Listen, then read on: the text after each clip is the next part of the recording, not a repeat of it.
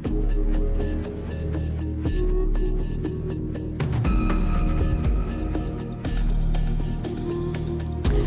to 11 Investigates Case Files. We are taking a deeper look into one of our recent stories. I'm investigative anchor Melissa Andrews. And I am lead investigator Brian Duggar. This week's episode will be a little different because it's based on an investigation we did with our Ohio partners, WKYC in Cleveland and WBNS in Columbus. And this week we're talking about campaign finances, specifically the state's failure in dealing with candidates who break campaign finance law. And this is one of our more complicated investigations we've done recently.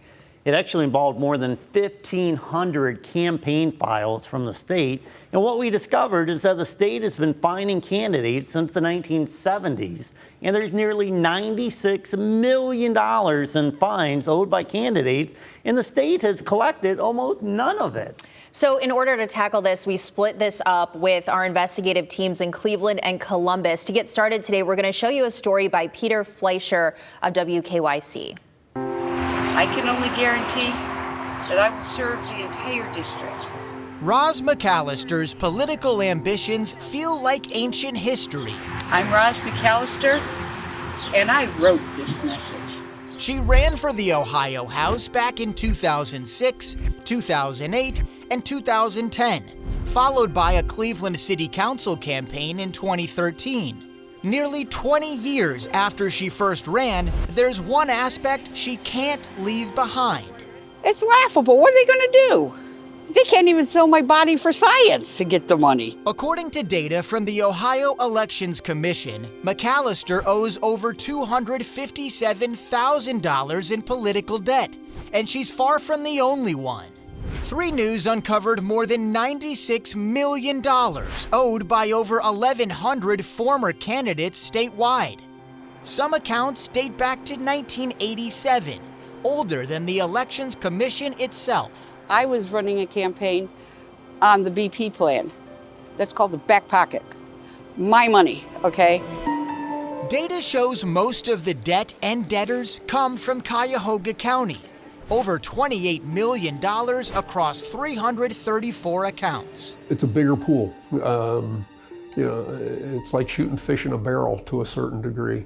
Philip Richter, executive director of the Ohio Elections Commission, says Cleveland's size and many surrounding suburbs means more elections, more candidates, and consequently, more debt. They work really hard to get people to come into compliance, and they're more than willing to do almost anything to help somebody come into compliance, but they're also more than willing to send somebody down to the commission if they don't come into compliance. McAllister says she knew she owed money, spent on mailers, flyers, and ads even after tight budgeting, but had no clue of the total after years of fines. How they can come up with these numbers is beyond me. We contacted nearly a dozen debtors from the state's list.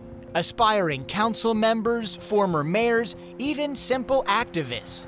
None of them knew their total amount, and more than half admitted they didn't know they owed at all.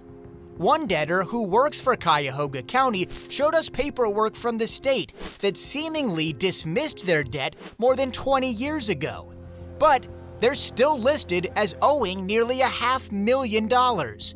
The Elections Commission pushed back against the idea that the system works against anyone. Campaign finance laws, are written in the statutes, and they don't look at where you're coming from, or how much money you got.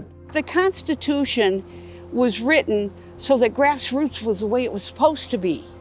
But we've gotten now to where you have to have thousands and thousands of dollars if you want to win. I'm here to serve all. While McAllister never won office, she ran because she wanted to make a difference. She worries future candidates will be deterred. There are a lot of smart people who could do the city, the county, the state great advantage. They don't want to deal with it because of all of this. Interesting. Why should people who are watching this care that these people owe this money? Yeah, I mean, that's an internal conversation that we had when we Yeah. were putting this story together. And, You know, the money is about $96 million, and it takes $400,000 to finance the Elections Commission for a year. So that works out to something like 200 years it would be able to finance this commission if they were able to collect these fines. Not to mention the fact that they could also take this money and put it somewhere else in the state budget.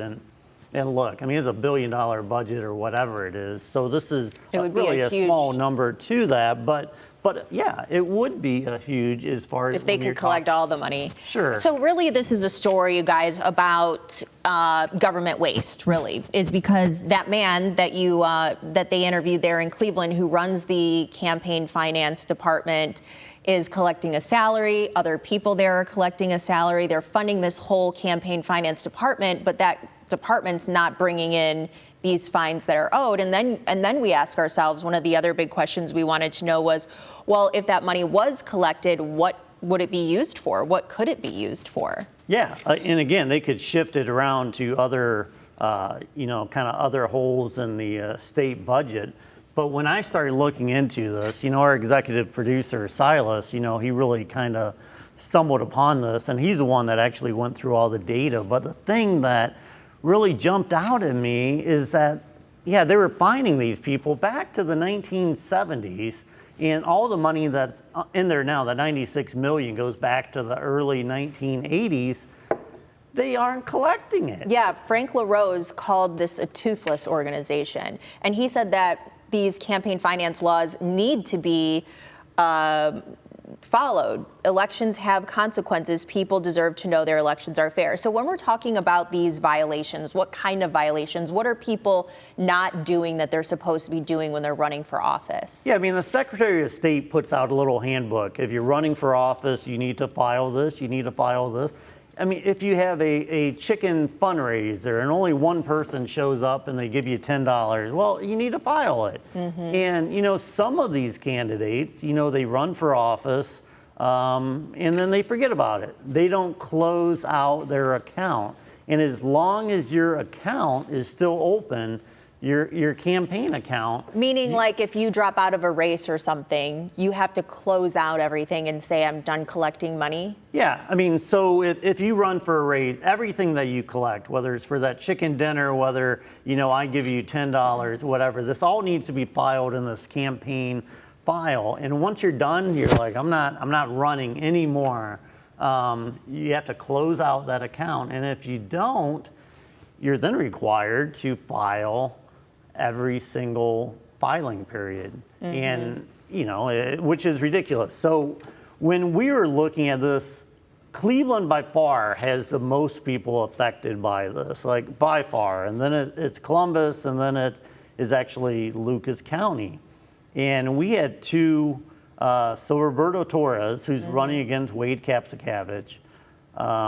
He had been on the Toledo Board of Elections, or a school board, school board, I think, and then he left and he became economic developer in Canton. And after he left, apparently something wasn't done exactly right. His treasurer, which is where all the notifications go, they send it to your treasurer, hey, you need to do this, and the treasurer had moved away, so then he moves to Canton and kind of forgot about this. Mm-hmm. And, he had $91,000 like listed on the state that he still owed. And Alfonso Narvaez, who ran for Toledo City Council multiple times, many years ago, he hasn't run in several years, but many years ago he ran, never raised more than $500. I mean, he said he just didn't like to raise money, but he would use kind of money out of his own pocket to like get a sign or a flyer or something like that. Never raised more than $500, and he owes $110,000. I mean, can you imagine? I can't. And so it's interesting too that, and I don't know what the laws are regarding, I don't even know, can we prevent people from running for office? Because the first thing that comes to my mind when we talk about this is, if these people owe hundreds of thousands, $110,000, can't the commission say, hey, well, you can't run for any office here in the state of Ohio until you get that paid?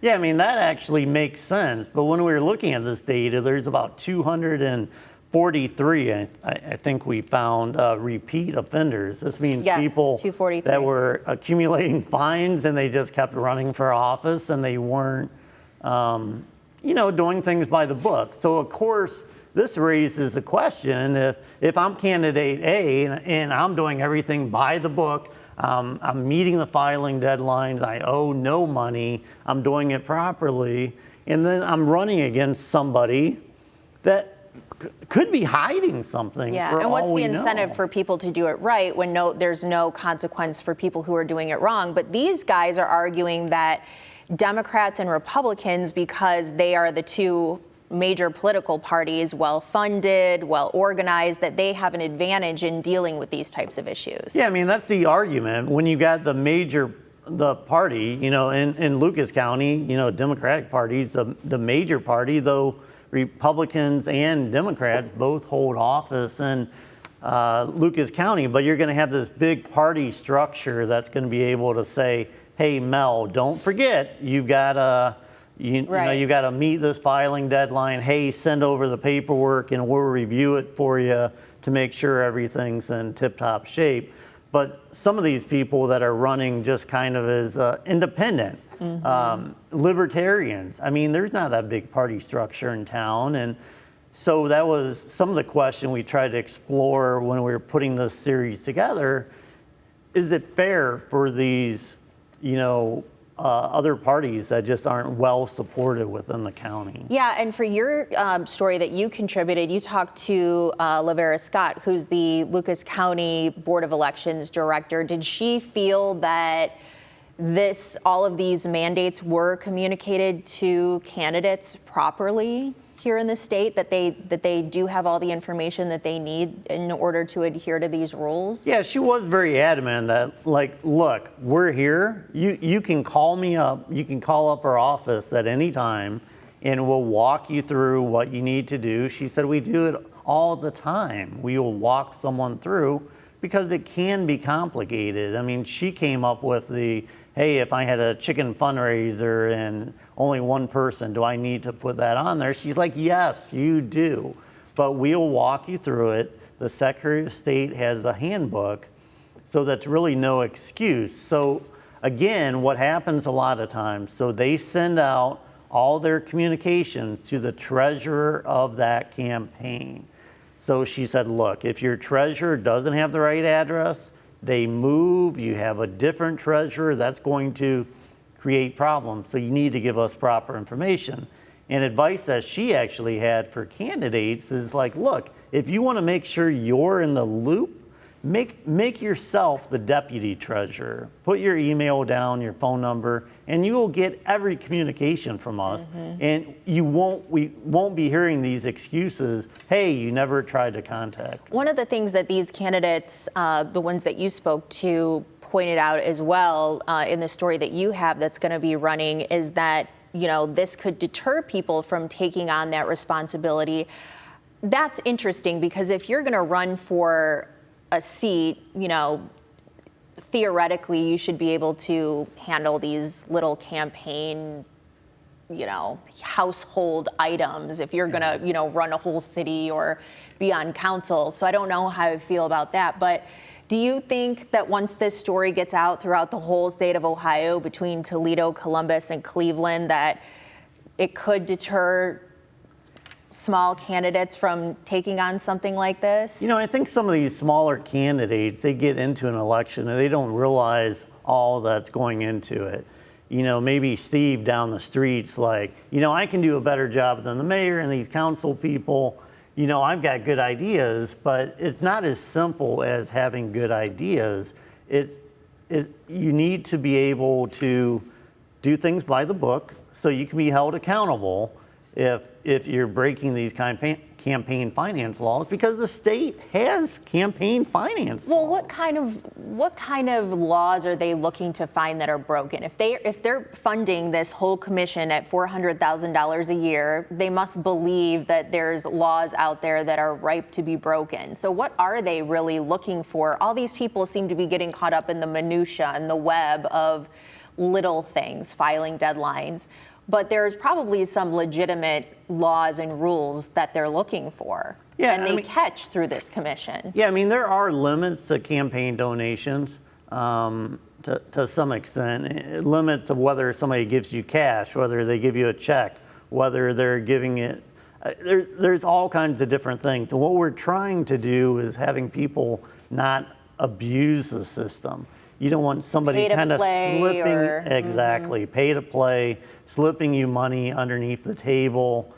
We want to know where that money is. We want to know it as a journalist. You know, if Melissa is running for mayor and she's got 10,000 donations from the chemical plant in town and none of it's documented, I mean, that's a problem. I mean, we want to know who's supporting you, where the money's coming from. So it's kind of the bedrock as far as like accountability. Mm-hmm. Let's get back to the enforcement power here of this organization, because we do believe that it's wasteful. Again, $400,000 a year. So we're paying salaries and who knows what else we're spending with this $400,000. Do you think that there's a way to get this fixed? Are these people going to be let off the hook? The woman said in Cleveland she's not paying it. I doubt that these guys who owe $90,000, Roberto Torres, I don't think he's going to be paying $90,000.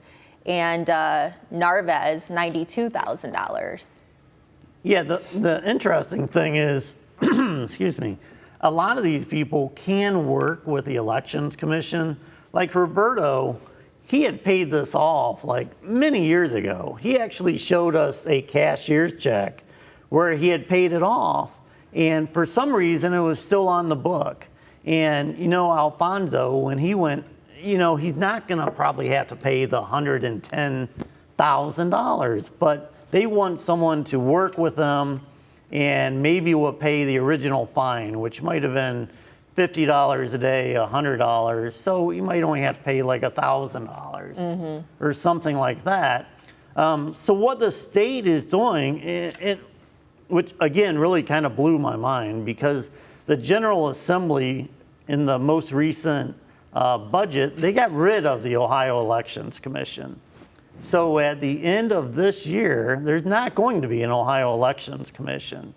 It's going to be an office that's going to be it's going to be some sort of board or panel that's going to be put under the Secretary of State. And right now, we don't really know what that's going to look like. So this really is kind of a anxious period for like all these. So the state legislature has acknowledged what's happening right now is just not working. Yeah, it's clearly not working because right now, you know, the Elections Commission, if you don't pay the fine, they send the fine over to the Attorney General's Collections Department. And for whatever reason, which I'm still not clear on after working on this story for about 6 months, for whatever reason, the Attorney General's office really hasn't made much of an effort to collect this money. So with this new board, this new agency... That tells me there must be some sort of legal loophole or something that they're aware of. Yeah, I mean, we don't know. And so with this new agency, they're still going to probably have to rely on the Attorney General's office. Now, Frank LaRose... For some sort of enforcement. Yeah, and Frank LaRose said, look, this is going to end. It ends today. We're going to take care of this problem. However, we don't know what that looks like right now. Here we are, you know, a couple months before the Elections Commission goes away, and we don't know what this new agency is going to look like. And there does need to be, as you mentioned, for various reasons, an accountability office. So I like that there's going to be some sort of panel or something that's going to fall under the Secretary of State's office, which is where it should fall. we've got a lot of things that need funding here in the state. Everybody's been screaming about property taxes for a while, but you see a huge debate between people who need that relief and the school districts who need that money. There's so many places, infrastructure, that we need to fund. And so it's quite a shame that since 1970, I think you said, around about there, that this money has been threatened but not collected, because boy, we could have used that money to fund any number of things. Yeah, and this is just something, again, that Silas had stumbled upon, and This he is heard our about it. investigative producer, Silas. Yeah, and he spent a lot of time putting this all together, but he just stumbled upon $96 million that we found that's just kind of sitting there. So it kind of makes you think, what other departments have like all this money sitting there that's unaccounted for? They don't. Now, they don't money know where that's it's gonna not been go. collected, you mean? That's been collected, or not that could be used. Absolutely. But this whole time that they've been collecting, I mean, I know we're changing things here in a few months, but this whole time that we've been collecting, whatever it is that we've been collecting since 1970, where has that money gone? Well, I mean, it goes to the Election Commission. Just I mean, to that's where refund it's supposed itself. to go. Well, yeah, I mean, that's part of it, but the fact is they haven't collected enough to really fund anything else. Are they funded outside of the fines that they have collected? So Yeah, I the think- taxpayers are funding them. Absolutely, yeah. I mean, so it's And about they've not even been collecting $400,000. enough to sustain themselves. Yeah, I mean, yeah, and so again, campaign finance law is not sexy. We get that. I mean, this isn't the most interesting thing we've ever done, but it's really the heart of what we do as investigative units. I mean, part of our job is to hold the powerful accountable, and in this case, the powerful are the state. $96 million. But it seems like to some extent, they're holding themselves accountable by getting rid of this. At least Frank LaRose, I don't know who introduced this, but he's called the organization toothless. It seems like something is being done about it, but I think it's worth keeping an eye on it to see how they intend to roll out this new elections panel or whatever it is that they're going to do. Yeah, and holding themselves accountable 40 years later. Yeah, that's because, true. I mean, this money, more than 40 years, it's just been accumulating. I mean, we're talking about, $50 fines that have turned in. I mean, there is being $50, and then they're fining for each day. Like each day that went by, it's another 50, interest.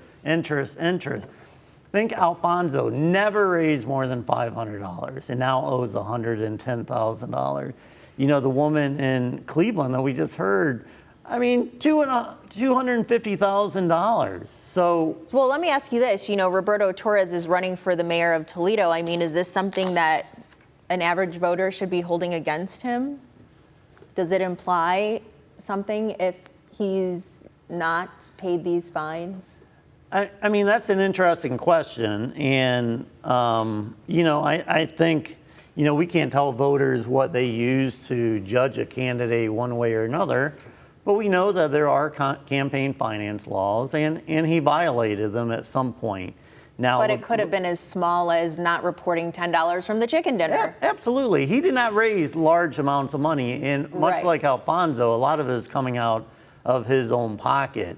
And when I talked to Lavera Scott, I asked her this question: are people doing this unintentionally, or are they doing it intentionally, just trying not to abide by the election law? And she said, almost without doubt, it's like unintentional, almost every Right, because point something of the time. intentional would be more of like accepting all these donations, thousands and thousands of dollars, being in cahoots, not reporting this money. Yeah, like under the table. Like Yeah. if I were getting $50,000 and I'm like, I don't need to report that. Clearly, I'm And going to award this contract over here to this person who.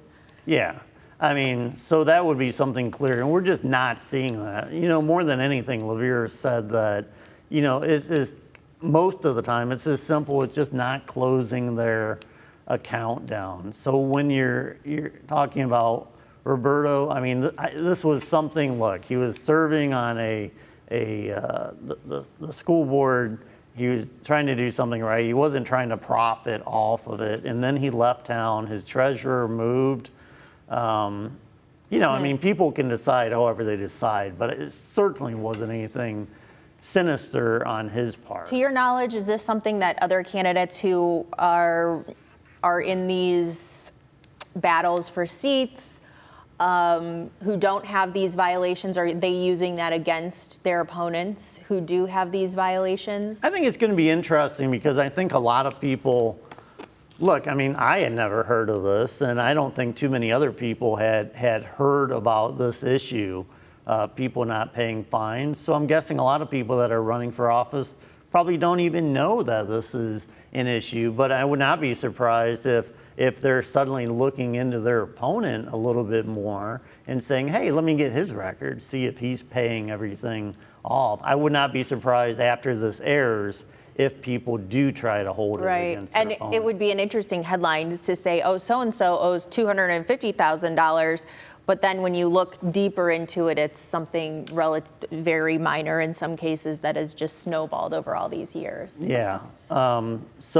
So again, to kind of wrap this up, I mean, and I know this is a little shorter than most of our weeks, but we're going to have a lot coming out on this. Yeah. Like I what are said, you guys doing? Yeah, so I've got my own story, which will be airing soon. There will be a web story or a digital story for it.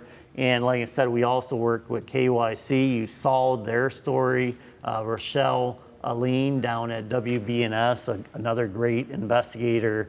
She's got a great interview with Frank LaRose. She's got a story, and we're going to piece all of this together.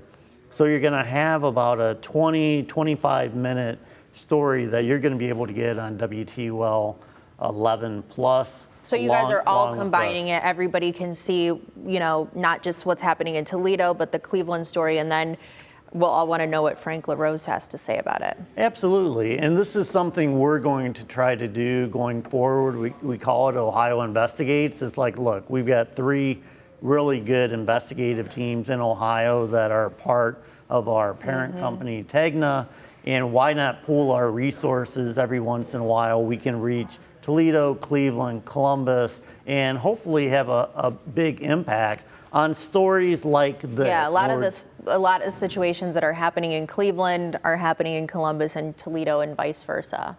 Yeah, absolutely. All right, so watch for that special coming out. It's an Ohio Investigates. I'm sure it's going to be called, and you can see all 3 pieces. As Brian said, there will also be a nice big digital article explaining more of this in depth. It's kind of a complicated topic, I think, and like you said, maybe not as interesting as a cold case, but it certainly is your money, your taxpayer money, and we always want to make sure that we're letting you know when we find waste so that you know what's going on. Thanks so much for joining us for this week's episode of 11 Investigates Case Files. We'll see you next time.